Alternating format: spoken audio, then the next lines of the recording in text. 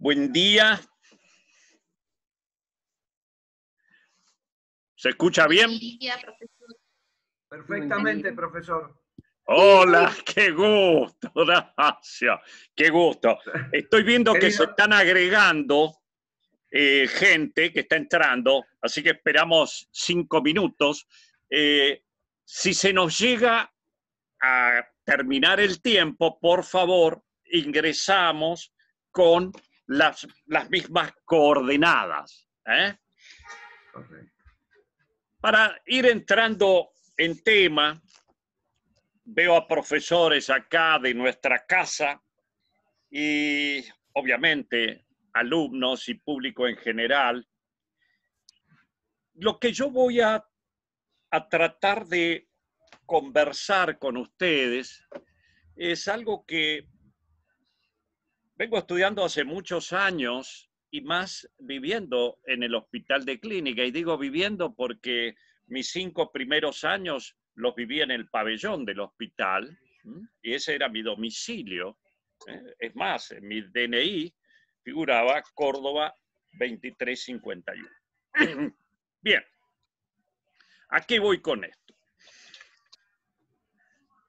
Vamos a hablar de aproximadamente 10 hombres y mujeres de nuestro hospital que hicieron política, pero la política grande, que pensaron no en la coyuntura, sino en 50, 60 años adelante, que todos se preocuparon por el analfabetismo, todos, absolutamente todos. El 90% de ellos egresó con medalla de oro y el poco resto diplomas de honor. Ya vamos a ver también que hubo algunas intrigas para que algún socialista, medalla de oro, no la recibiera y se dejó anotado el por qué, bueno, porque lo consideraban alguien con ideas, entre comillado, raras, y pusieron promedio 9.58, pero no se le va a dar, se le va a dar al segundo, que tiene promedio 9.37. Hasta eso se manejó también. Y sin más, porque ya veo que están entrando, ya hay bastante público, sí me quiero situar también. Facultad de Medicina, Hospital de Clínicas y los distintos lugares por los que fue el hospital y también los distintos lugares por los que estuvo la facultad. Si nosotros tuviésemos que decir cuándo empieza una medicina ordenada en el Río de la Plata, es con el protomedicato. Todos conocen este cuadro que está en el aula magna, donde está jurando el primer protomédico, y eso se realizó el 17 de agosto de 1780, que fue Miguel O'Gorman.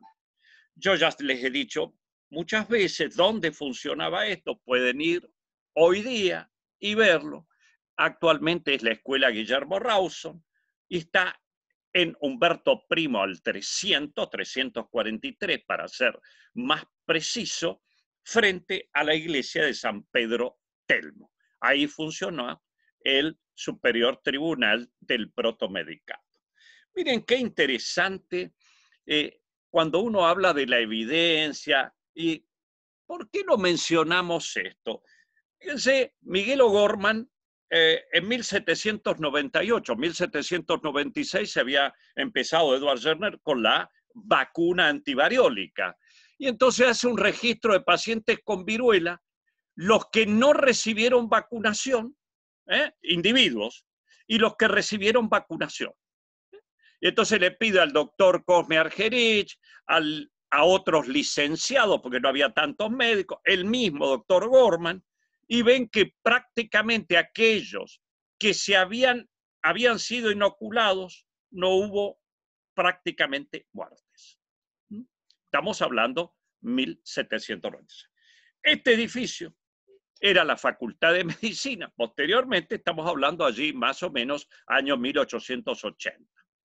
De aquí se inaugura en lo que hoy es la Facultad de Ciencias Económicas, como ustedes están viendo acá, el 5 de julio de 1908, siendo decano el doctor Eliseo Cantón, autor de la ley 3379, es decir, ya estamos viendo Cantón político.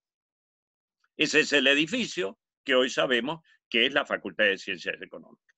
Y la Facultad de Medicina, tal como la conocemos hoy día, con la colocación de la piedra fundamental, etcétera, se debe a otro político, José Arce. Miren lo que era acá cuando se está haciendo la Facultad de Medicina que vemos hoy allí. Y el Hospital de Clínicas, ¿y por qué lo tengo que mencionar esto? Porque hay muchos, como Cleto Aguirre, por ejemplo, que yo lo pongo como del Hospital de Clínicas, pero el Hospital de Clínicas prácticamente en todo su accionar no era en la Plaza Jusay, sino que era el Hospital de Hombres. El Hospital de Clínica pasó por Hospital San Martín de Tours. San Martín era por San Martín de Tours, allí cerca de la calle San Martín, en el microcentro. Hospital de los Betlemitas hacia el 1700, que se llamó Hospital de la Residencia, y luego Hospital de Hombres.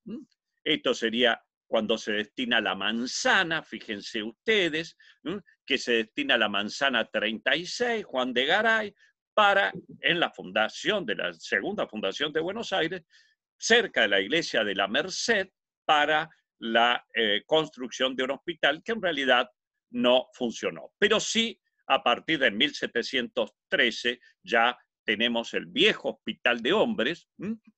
Este era el Hospital de la Residencia y esto lo que se demolió ahí frente al lado de lo que era la iglesia San Pedro Telmo. Si ustedes quieren, en esto de A la Vanguardia en el Magisterio Médico de Excelencia, un artículo que me pidió el rector, el anterior rector, cuando se cumplieron los 190 años de la Universidad de Buenos Aires, aquí yo relato todo. Esto está en la revista Encrucijadas, y entran al repositorio de la UBA y enseguida ponen Hospital de Hombres, enseguida les va a salir. Hasta que llegamos al Hospital de Clínicas, allí justamente donde en Plaza Jusay, la piedra fundamental, 1877, 1881, se inaugura como Hospital Buenos Aires. Aquí tenemos el artículo de La Nación cuando se inaugura Hospital Buenos Aires, que era este, y en 1883 pasa a llamarse Hospital Nacional de Clínicas, y aquí está la transferencia de ese Hospital Buenos Aires a la Facultad de Medicina como Hospital de Clínicas, y si vemos la primera firma es del ministro de Instrucción Pública, Eduardo Wilde, que acá lo estamos viendo, Eduardo Wilde, otro médico y político. Y fíjense, cuando vemos la tesis, dice, realizada en el Hospital de Hombres. El Hospital de Hombres, luego pasan todos sus enfermos, sus profesores, sus practicantes al Hospital al Hospital de Buenos Aires, hospital ya como tal, Hospital de Clínicas. Y este es el que estaba justamente en la Plaza Jusay. Bueno, hasta que nosotros ya sabemos el actual Hospital de Clínicas. Fíjense ustedes algunos datos importantes que quiero que tengamos en cuenta, como para ver el porqué de estos hombres médicos y mujeres que incursionaron en la política grande. En el año 1869 se realiza en la Argentina, en la presidencia de Sarmiento, el primer censo nacional. Fíjense cuántos médicos había, 458. Ya en 1914 había 3.455. Pero en todo el país, 1869, había solo 22 enfermeros. Solo 22 enfermeros. Recuerden, estaban las hermanas de caridad, etcétera, pero había muy poco. Es por eso que se van a crear estas escuelas también de enfermería tan importantes. Bien, lo otro es esta tasa de analfabetismo. Fíjense ustedes, en la Argentina, en el año 1869, el 80% prácticamente, acá lo estamos viendo, el 80% era analfabeto. Las mujeres un poco más que los hombres, porque se les impedía la educación. De allí el trabajo de tantos grandes, entre ellos obviamente Sarmiento, para reducir esta tasa de analfabetismo.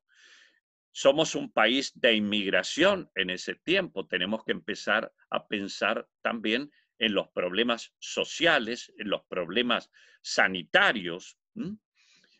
Algunos médicos en la política. Cuando ustedes entran, fíjense ustedes, y vamos directamente a la placa que está puesta en la calle Córdoba, en la entrada por la calle Córdoba.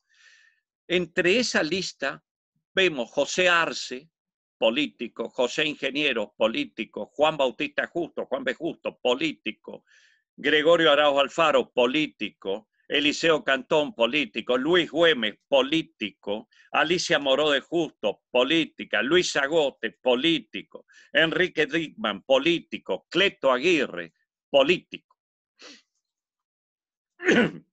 Es decir, los profesionales de clínicas, además de médicos, investigadores, profesores, decanos, rectores, fueron también políticos. Políticos, tanto legisladores cuanto ministros, muchos de ellos sanitaristas. Entonces, médicos, políticos y sanitaristas. Empezando por, haciéndolo cronológico, el primero, el profesor doctor Cleto Aguirre. Cleto Aguirre venía de Salta, egresó con las más altas calificaciones, fue diputado nacional por Salta entre 1862 y 1882, prácticamente 20 años. Fue gobernador de Salta, se había recibido de médico a los 21 años. Es el pionero de la oftalmología, es el primer profesor titular de oftalmología, año 1875. A él le sigue la Gleiss. Fue decano de la Facultad de Medicina y uno de los actores principales para que se hiciera este hospital que se llamó primero Buenos Aires y después Hospital de Clínica, porque él trabajaba en el Hospital de Hombres y pudo ver esta realización y pudo estar con su cátedra en el Hospital Nacional de Clínicas. Ahí lo vemos a Cleto Aguirre. Pongo a Ignacio Pirovano porque Ignacio Pirovano ha sido un actor fundamental y no solamente como el gran maestro y verdadero iniciador de la cirugía, sino que, fíjense ustedes, año 1868, 24 años tenía este muchacho, es enviado como sanitarista, entrecomillado, a Pila, una localidad acá a 200 kilómetros, por un brote de cólera.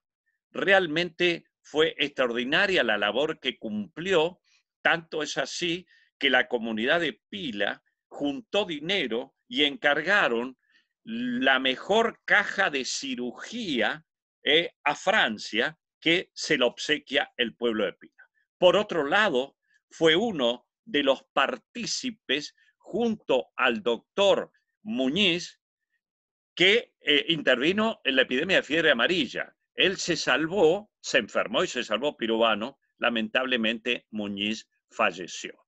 Y allí, junto con Alejandro Castro, que fue uno de sus discípulos directos, como también Posadas, estuvieron en la cátedra de cirugía, y este es el monumento de Rogelio Irurtia, que lo ven en el hall de la Facultad de Medicina, donde es extraordinario, se llama Los Buscadores, ya hemos hablado de él. Año 1895 muere Pirovano. ¿Y qué pasa en la Argentina? La Argentina es el país más rico del mundo. ¿Se entiende? Argentina, el país más rico del mundo. El PBI per cápita más alto del mundo lo tiene Argentina. Fíjense, Alemania muy separado, ya vamos a ver Japón muy lejos de nuestro país. Bien, y entonces, ¿qué crea? Mayor inmigración. Vamos a tener mayores problemas sanitarios. Vamos a tener muchos más conventillos. Fíjense, en la ciudad de Buenos Aires, ya para el año 1880, 1884, ya había 2.000 conventillos y vivían 60.000 habitantes. Un grande, Emilio Coni, que podríamos decir, junto con Guillermo Rawson, los mejores sanitaristas de ese momento, dice, no podemos pedirle que la gente venga a vacunarse, vamos a ir casa por casa, es decir, habitación por habitación de los conventillos, para vacunar contra la viruela, porque hacía estragos la viruela. Pero además es el encargado desde la Comisión Municipal de Higiene de hacer la previsión de gastos para el traslado de enfermos desde el Hospital General de Hombres, en ese ruinoso edificio fundado por los betlemitas, al construido en la calle Córdoba, ya Hospital Buenos Aires, Hospital después Nacional de Clínicas, estamos hablando Plaza Húsar. Eliseo Cantón, médico y político de fuste.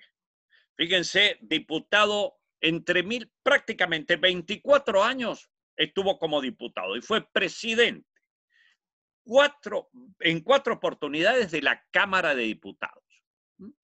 A él, entre otras cosas, bueno, fue decano durante 2 periodos, pueden ver su monumento allí saliendo del Hospital de Clínicas, yendo hacia Dos Suba, ahí lo pueden ver.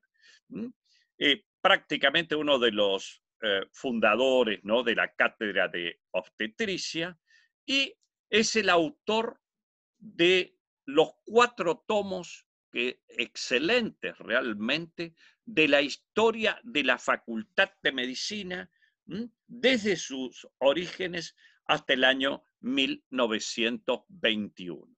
En junio de 1906 presenta un proyecto de ley que luego es aprobado como Ley 6026, en la que, en definitiva, se establece que 4 manzanas que circundan a la Facultad de Medicina van a ser, estamos hablando Facultad de Medicina, que iba a estar allá en la Facultad de Ciencias Económicas, van a estar destinados al Gran Policlínico San Martín.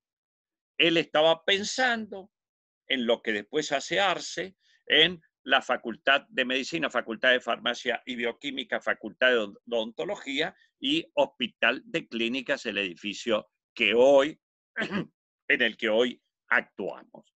Esto tuvo muchas idas y vueltas y realmente no se llegó a concretar hasta que en 1926 el gran José Arce presenta otra ley, que enseguida la vamos a estudiar, donde sí, realmente y con el ímpetu de Arce se llevan a cabo y se hacen los edificios que yo acabo de mencionar.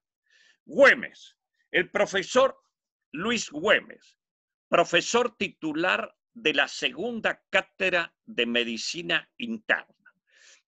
Él nace en 1856 en Salta, es nieto de Miguel Martín de Güemes, hace su carrera, se recibe en la Facultad de Medicina, en nuestra Facultad de Medicina con medalla de oro, hace una tesis que se llama Medicina Moral, pero en realidad sería el primer atisbo de la medicina psicosomática. No está conforme con su formación, va a Francia, hace de nuevo la carrera. Uno de sus compañeros, que él lo refiere como un hombre realmente muy tímido, un año menor que él, porque había nacido en 1857, es nada menos ni nada más que Joseph Babinski. Entre otros, él hace neurología con el gran Charcot, ¿no? Y también se recibe con honores. Fue senador nacional por Salta, presentó numerosos proyectos, entre otros los que fueron aprobados, la construcción del Hospital Naval, del actual, y la realización del ferrocarril trasandino Salta-Antofagasta. Fue también senador, como dije, nacional, pero decano de la Facultad de Medicina, y fue médico de 6 presidentes. Este monumento que vemos hoy día en la esquina de Córdoba, casi Uriburu, en el Hospital de Clínicas, es el monumento que recuerda su memoria. Político de fuste, Juan Bautista Justo, Juan B. Justo.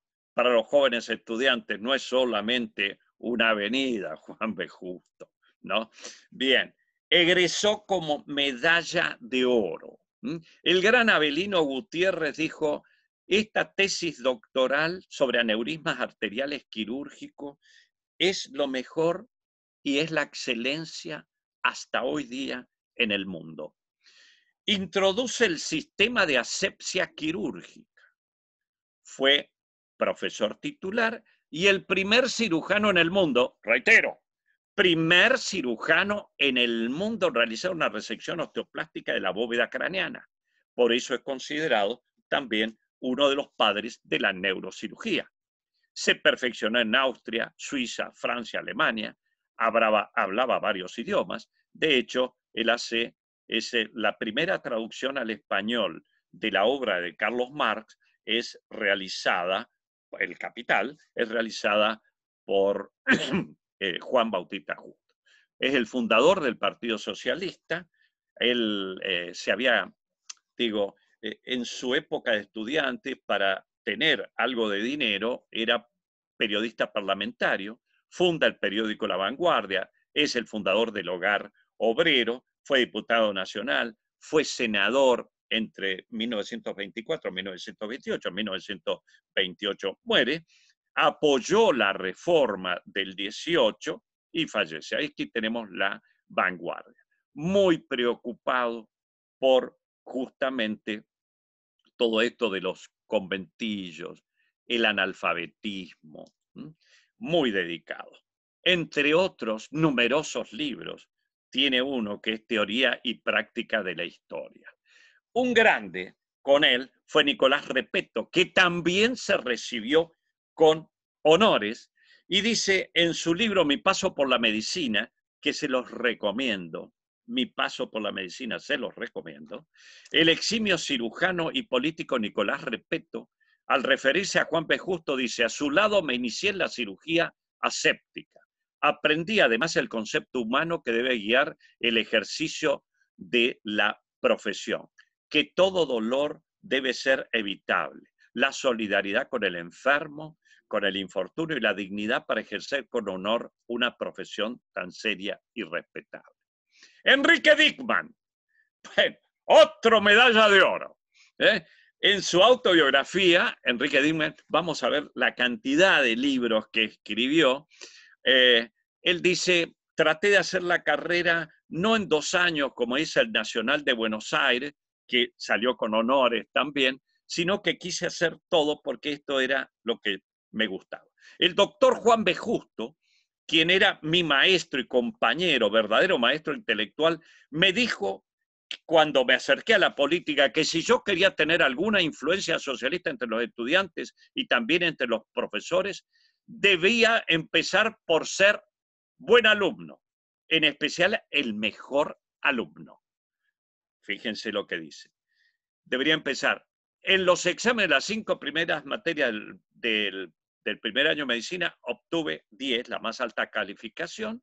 Fui desde el primer año el primer alumno del curso y lo fui hasta el último alumno. Fíjense las comparaciones actuales. Él fue diputado nacional, del 14 al 18, del 32 al 40, del 42 al 43, y entre otras cosas, el primer discurso llama la atención porque, incluso lo refleja el diario La Nación, porque defiende a la industria, dice, del progreso industrial depende el progreso de las clases trabajadoras. Era un hombre de una cultura excelsa, hablaba varios idiomas, no era, se había adoptado la nacionalidad argentina, pero había nacido en Letonia. Ya vamos a ver qué le valió esto para que no le dieran la medalla de oro. Presentó el sábado, la ley del sábado inglés se debe a él, de 8 horas. Y bueno, miren la cantidad de libros que publicó. Muy preocupado Dickman por la emancipación civil, política y social de la mujer. Emancipación civil, política y social de la mujer. Cantón, en la historia de la Facultad de Medicina, es interesante porque 1904 era una época de, de mucha actividad política dentro de la facultad. Entonces dice que él impulsó la moción que triunfó por unanimidad en el Consejo Directivo para que la facultad, por vía del Poder Ejecutivo, expulsara a los catedráticos socialistas Juan B. Justo y Nicolás Repetto, 2 medallas de oro.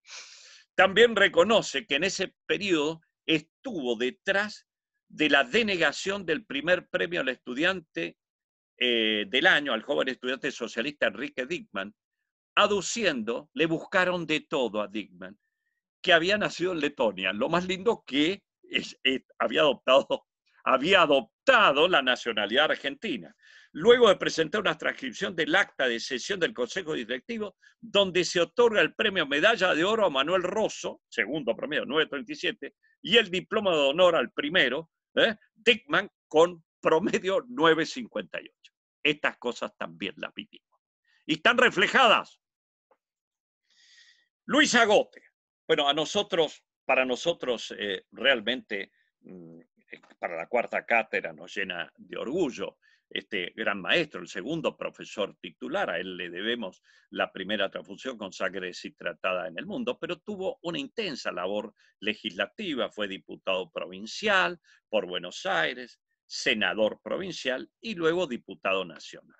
Aquí, como diputado nacional, presentó varias leyes que por ahí nosotros las desconocemos, no tenemos por qué saberlas. Uno es la creación del Instituto Modelo de Clínica Médica. Hay algunos, vamos a ver, yo he ido al Congreso de la Nación a ver esto, a buscar, porque en algunos libros figura ley 8026, a mí me parecía que no era, y acá está, ley es esta, 8206, se presenta y se aprueba una suma para la construcción del Instituto Modelo, que va a estar anexado a la Facultad de Medicina. Y ahí tenemos todo, este Instituto Modelo. Pero también a él se debe la ley que crea la Universidad Nacional del Litoral, la ley que anexa el Colegio Nacional de Buenos Aires a la Universidad de Buenos Aires, la ley del Patronato Nacional de Menores Abandonados y Delincuentes, el Patronato Nacional de Ciegos. Como ven, todos pensaban en grande. José Ingenieros, de él hemos hablado mucho, pero la vida política nace como consecuencia de un encuentro casual. Él salía del hospital de clínica de la Plaza Jusay y se va porque había una marcha socialista. Su maestro, Juan B. Justo, lo ve y lo invita a sumarse a la manifestación. Comienza la militancia activa en el socialismo y funda el Centro Socialista Universitario en el Hospital de Clínicas. Fíjense que el socialismo tiene una raíz fundamental en nuestro Hospital de Clínicas, digo, el que estaba en la Plaza Jusay. Ya Juan B. Justo, como habíamos hablado, había fundado en 1894 La Vanguardia. Él era un gran escritor, José Ingenieros. Y les digo, por favor, si nos quedamos sin tiempo, vamos a volver a entrar. Bueno, entonces, se funda el Partido Socialista Obrero Argentino, presidente Juan B. Justo, y es elegido el primer secretario general del partido José Ingeniero a los 18 años. 18 años. Tiene una participación muy activa, conoce la cárcel, es propuesto como diputado por Buenos Aires, pero él mismo pide ser eliminado por respeto a la población y por no estar preparado para tamaña representación. Recuerden, fue un hombre de ideales y, como decía, el hombre mediocre es una sombra proyectada por la sociedad. Él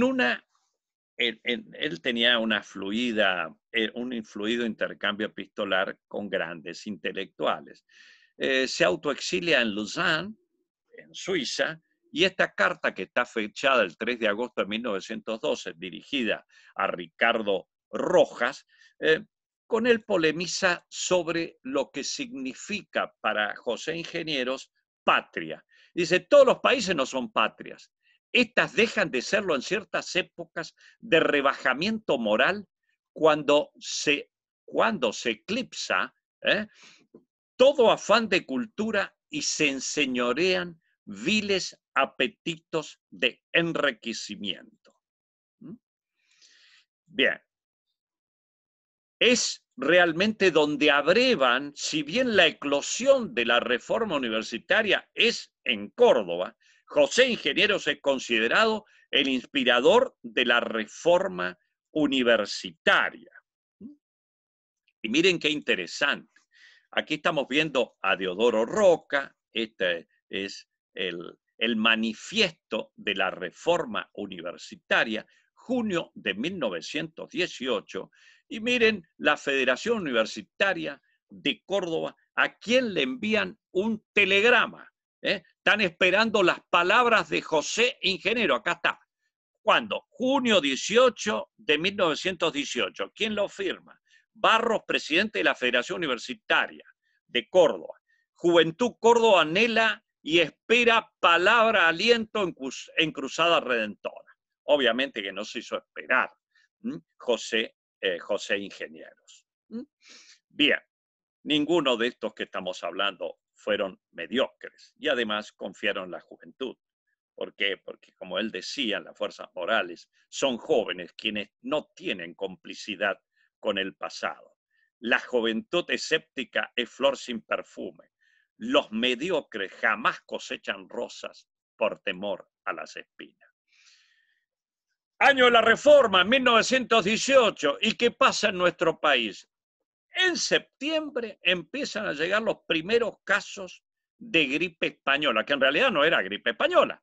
Se había originado en la cocina de un regimiento, pero en Estados Unidos, pero censuran la noticia. Nada más que España, como no había intervenido en la guerra, la Primera Guerra, sí lo da a conocer. Y fíjense ustedes, todo lo que estamos viviendo hoy, ¿no? Esto es Caras y Caretas, noviembre de 1918. Perdone que no le dé la mano, hábleme a la distancia. Tenemos que llevar todos el termómetro, cubrirnos. Prácticamente lo que estamos viviendo hoy día. Hubieron 15.000 fallecidos en nuestro país. Fíjense si no les recuerda lo que estamos viviendo actualmente. También empezaron a aparecer algún marketing. En tiempos de epidemia más vale 1 gramo de prevención que 10 kilos de remedio. Tome usted una copita de peridina 3 veces al día.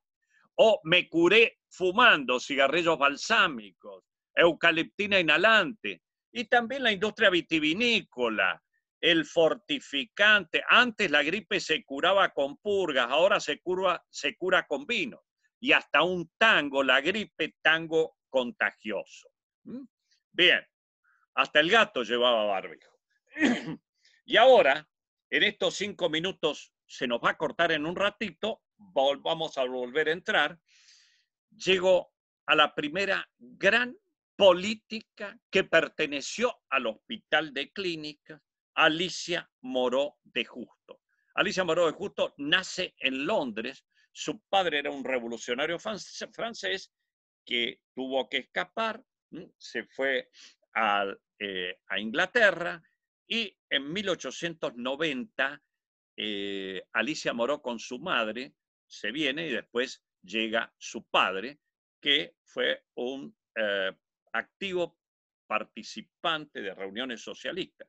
Aquí la vemos, Alicia Moreau de Justo, también diploma de honor. Piensen lo que era una mujer en ese momento estudiando medicina, y por ello integra el grupo selecto de practicantes del Hospital de Clínica.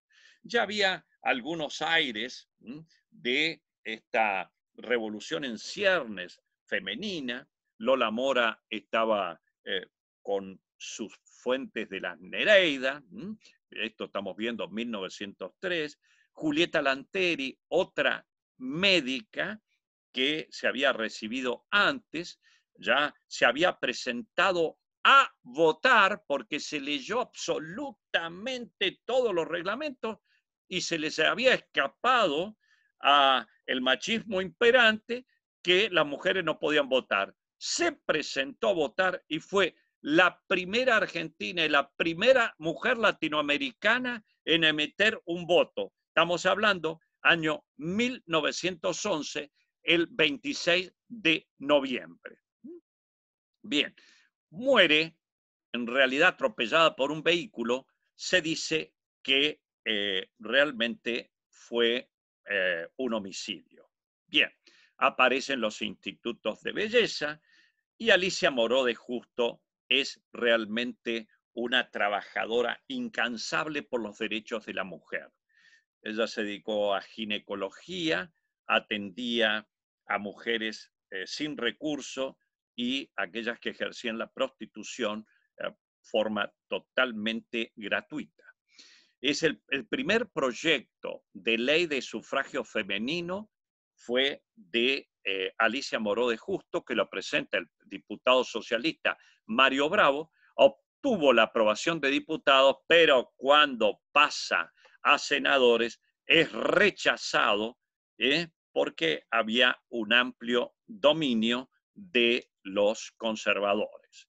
Integró el Comité Ejecutivo del Partido Socialista, fundó el Comité Femenino de Higiene Social, combatió la trata de blancas, fue la primera mujer argentina en ocupar un cargo político. Fue autora de la ley 11.317 que reglamentaba el trabajo femenino e infantil. Decretaba la prohibición del trabajo nocturno, de las tareas insalubres, del trabajo en niños menores de 12 años. Fíjense que las mujeres embarazadas se las echaba del trabajo. Entonces, esta ley se oponía al despido de mujeres embarazadas y se incorporó la licencia para amamantar y la obligación de las empresas para tener guarderías. No hay duda que fue una militante por los derechos, una luchadora incansable. Y fíjense qué interesante. Nuestra Universidad de Buenos Aires, en el año 1985, la distinguió